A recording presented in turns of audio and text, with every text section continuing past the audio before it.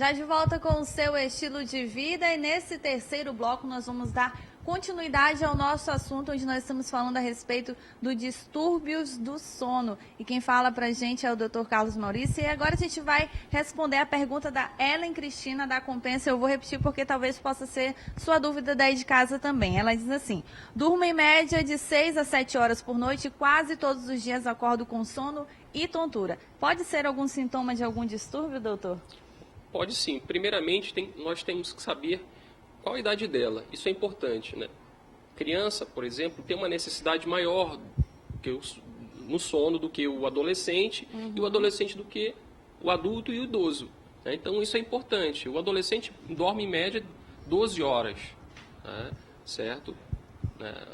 O adulto, em média, como eu falei, de 7 a 8 horas, o idoso um pouco menos. Então, é importante saber a idade dela. Mas, como realmente ela está apresentando essa queixa, realmente é necessário ver o tempo total. Talvez ela seja ela necessite dormir um pouquinho maior, né, um tempo maior do que ela está realmente acontecendo, o que está ocorrendo normalmente. Então ela precisa realmente passar com um colega, né, um especialista, fazer uma história, medir o tempo diário que ela está tendo de sono. Né? Então isso é importante, que ela passe no especialista e faça uma avaliação. Entendi. Mas provavelmente pode ser sim, realmente ela está necessitando um tempo maior do que ela atualmente está dormindo. Entendi. E doutor, também um dos distúrbios do sono é a insônia. Vamos falar um pouquinho a respeito da insônia. Então, a insônia, ela se caracteriza por uma dificuldade de início, ou seja, que a pessoa comece a dormir, de manter ou acordar precocemente. Então, pelos critérios da sociedade, da classificação internacional do sono, e do DSM-5 atualmente, que foi lançado, é uma dificuldade, né, de início, manutenção ou despertar precocemente associado a manifestações diurnas. Então, ela acorda com irritação, com perda de memória, então, com sintomas de irritabilidade associados a um comprometimento da qualidade de vida. Então, isso diferencia isso do dormidor curto, que eu falei, aquela pessoa que dorme um tempo menor e não tem sintomas cognitivos ou comportamentais. Então, a insônia, ela pode ter uma causa primária, certo? Mas ela também pode ser associada a outros distúrbios, certo? Então, é preciso realmente que a gente faça uma avaliação. O diagnóstico de insônia é um diagnóstico clínico, não precisa de exames complementares. Então, uma história clínica, uma avaliação com um especialista é necessária. Entendi. E os distúrbios do sono também, eles podem estar relacionados também com o nosso dia a dia? Se a pessoa tem um dia a dia muito corrido, tem muito estresse no trabalho, isso também pode estar relacionado? Com certeza. Então, você sabe que uma das causas mais comuns de insônia na verdade, o nosso ritmo de vida. Né? Nós sabemos que nós obedecemos ao ritmo circadiano. Você tem um período de alerta maior durante o dia e um período de sono que começa no início da noite. Isso, na verdade, é uma sincronização.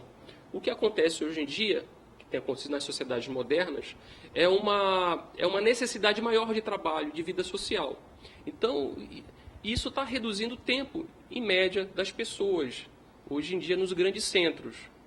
Certo? E essas pessoas que têm essa questão do estresse acabam tomando muita medicação para dormir. Isso também é um caso muito sério, né, doutor? Certo. Então, como eu falei, como você tinha perguntado, a insônia ela pode também ter causa medicamentosa. Então, existem medicamentos que você pode usar, na verdade, podem piorar a qualidade do seu sono. Inclusive antidepressivos, por exemplo. Certo? Hoje em dia, a utilização excessiva de suplementos que têm energéticos que contêm cafeína, por exemplo, certo? Isso atrapalha realmente profundamente a qualidade do seu sono. Então, e a questão também do ronco? Certo. O ronco é apenas uma vibração, certo? Das vias aéreas superiores. Então, essa vibração, ela ocorre, na verdade, por uma flacidez excessiva das vias aéreas superiores, certo? O ronco, ele pode ou não estar associado a um sintoma maior, que é chamado síndrome da apneia do sono. Ok? Ok, entendi. E dentro de todos esses distúrbios, quais são os tratamentos mais indicados para as pessoas que sofrem de insônia, que sofrem com esses distúrbios do sono? Olha, acho que primeiro é necessário que ela faça uma avaliação médica, uma avaliação com um colega capacitado na área, né? Hoje em dia, a medicina do sono é uma área de atuação do neurologista, do psiquiatra, do otorrino, do pneumologista. Provavelmente vai ser uma especialidade em breve, já tem residência nessa área, hoje inaugurada nesse ano, se eu não me engano, pelo Hospital das Clínicas, da USP. Em breve outros centros vão ter. Então, é necessário que o colega, que o paciente passe no especialista para fazer uma investigação necessária. Como eu falei, muitas vezes não é necessária a realização de exame, apenas uma história clínica realmente pode fazer muitas vezes o diagnóstico. Outras vezes realmente precisa que se faça uma investigação com uma polissonografia, que é um exame realmente para a detecção de alguns distúrbios do sono, para que você feche o diagnóstico. Entendi. E doutor, antes de dormir, existe alguma restrição quanto à questão da pessoa ingerir alimentos? Porque a gente come e tem um certo período para fazer a digestão, né? E algumas pessoas têm esse costume de tomar refrigerante, tomar café, que é rico em cafeína, muitas outras coisas que podem estar relacionadas ao distúrbio do sono? Essa pergunta é fundamental. Então, o que a gente preconiza hoje para os pacientes que façam medidas que vão melhorar a qualidade do sono, que são chamadas higiene do sono. Tá? Isso é importante porque, em relação à alimentação, é ideal que você se alimente e tenha um tempo para você começar a dormir. Esse tempo tem que ser maior do que 3 horas, porque nós sabemos que, à noite, a nossa taxa de esvaziamento gástrico, a nossa digestão é muito mais lenta. Se você se alimenta, por exemplo, com alimentos que têm uma dificuldade maior de digestão, isso vai atrapalhar com certeza o seu sono. Entendi. E nós temos aqui outra pergunta, a nossa produção está passando aqui. Muito obrigado por você que está interagindo conosco através de SMS ou WhatsApp para 8111 4512 92, lembrando o código de Manaus. E a pergunta é a seguinte: se durante a madrugada a pessoa se assusta sem ter tido um pesadelo, esse pode ser um distúrbio do sono e por que ocorre? Eu esqueci de mencionar, existe um tipo muito comum de distúrbio do sono que é chamado parassonias. As parassonias são distúrbios da transição de uma fase ou do início do sono para o sono ou do despertar ou entre as fases. Isso comumente é conhecido, por exemplo, como sonambulismo, como terror noturno, como pesadelos. Eu não sei se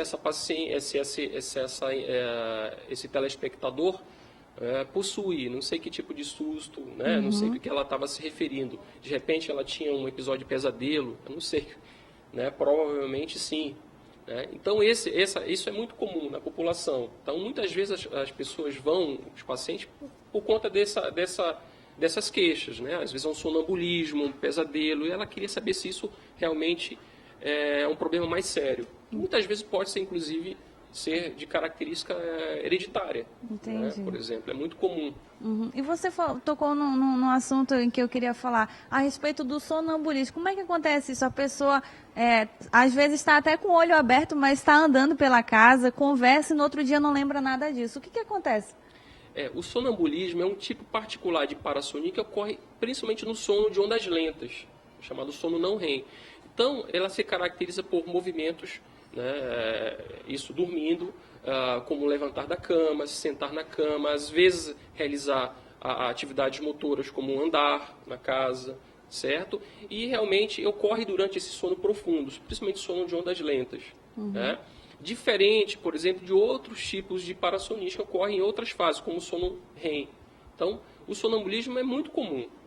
Então, existem trabalhos que mostram que até 30% da população pode ter sonambulismo. Entendi. E existe também aquelas pessoas que, se fizer um simples barulho, a pessoa acorda. E outras pode, como diz um ditado bem popular, pode acabar o mundo e a pessoa não acorda de jeito nenhum. Por que algumas pessoas têm esse sono mais leve e as outras pessoas têm esse sono mais pesado? Certo. E realmente tem pessoas que têm uma facilidade maior para para início do sono, outras pessoas que têm um sono mais profundo. As pessoas que têm insônia, é natural, por exemplo, que ela desperte no meio da noite, qualquer barulho ela desperte ela no meio da noite. O idoso, por exemplo, naturalmente, como tem uma quantidade de sono de ondas lentas, sono profundo menor, tem essa facilidade maior de despertar ao longo da noite, tá certo? Então, existem várias condições, fisiológicas, inclusive, né? Entendi. E nós temos outra pergunta aqui do nosso telespectador que diz o seguinte: pessoas que têm sinusite e têm mais probabilidade para roncar à noite, Sim. tanto na juventude quanto na velhice? Sim. Então, todo problema que leva a uma dificuldade ou obstrução das vias aéreas superiores, ela aumenta a chance de a pessoa respirar pela boca. Então, por exemplo, isso é comum na pessoa que tem um processo alérgico crônico nas vias aéreas superiores, uma rinite, ou ela está com um processo infeccioso das vias aéreas superiores, como uma sinusite, ela realmente vai tender a roncar mais. Ok, doutor. Temos outra pergunta aqui pelo WhatsApp que diz o seguinte: tenho apneia, não posso dormir de peito para cima e o que muito me acontece são os sustos. Quando estou dormindo, dou pulos e debato na cama. Será que isso é devido à apneia ou ao distúrbio do sono? Quem pergunta é o Maílson Queiroz, de Boa Vista, Roraima. Ok.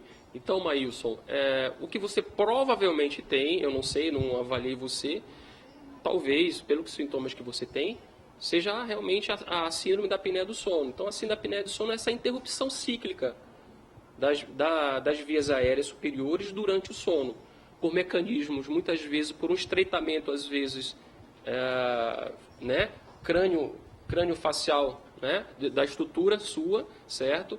Por aumento de peso, que é um fator adquirido, está relacionado muitas vezes à apneia. Então, provavelmente, essa obstrução realmente ela interrompe a passagem de ar e te desperta ao longo da noite, certo? E realmente eu te oriento a você procurar um especialista aí na sua região, certo? E para você mencionar e tratar esse sintoma. Entendi. Okay? Doutor, muito obrigado Obrigado pela sua presença hoje aqui no Estilo de Vida. Como nós podemos ver, nossos telespectadores interagindo bastante, tirando todas as suas dúvidas a respeito do distúrbio do sono. Obrigado. Bom dia a vocês. Um bom dia e até a próxima. Obrigado. Então, muito obrigada a você que interagiu com a nossa produção hoje, onde nós falamos a respeito de alguns distúrbios do sono. Se você se enquadrou em algum desses sinais, é importante você estar procurando um profissional da saúde para estar tratando desses distúrbios que acontecem aí durante o seu sono. Nós vamos para um rápido intervalo e daqui a pouquinho estamos de volta com mais Estilos de Vida.